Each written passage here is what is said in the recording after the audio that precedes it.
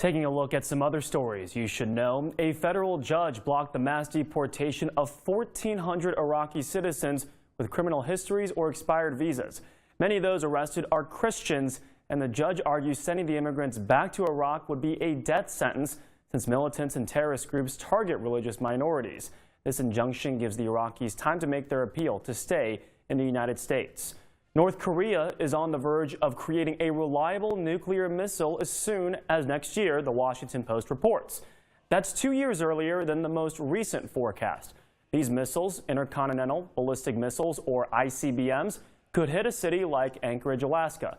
And U.S. officials told the Post that next year, North Korea will also be able to start production to make multiple ICBMs.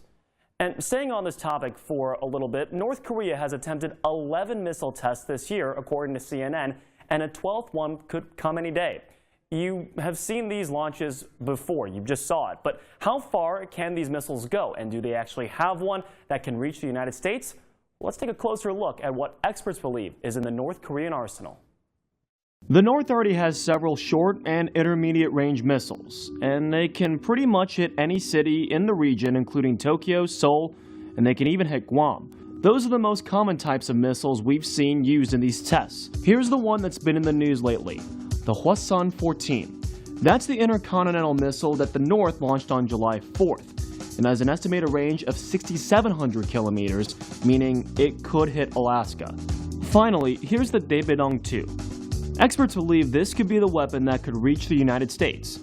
And this can be launched more than 10,000 kilometers, which is far enough to hit some Midwestern cities. So North Korea, clearly a threat, but it remains to be seen if they'll actually follow through with an attack.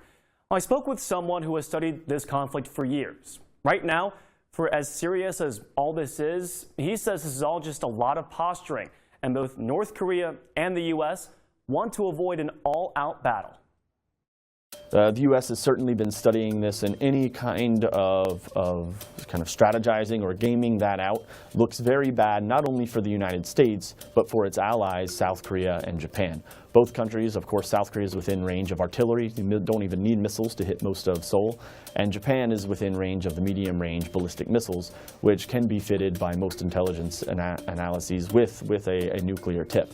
So that kind of scenario is very inhospitable to any kind of broader conflict taking place. Of course, on the North Korean side, if there is a conflict, it knows that it's going to be destroyed by the United States in the longer run. It may have a few days of success and get in a few early blows, but there's really no way that it would survive doing that. So it's really in no one's interest to kind of reach the level of conflict. That being said, there could be a miscalculation along the way which would lead to that, but I think at that point all the cooler heads would prevail because no one wants to see an outright conflict on the Korean Peninsula.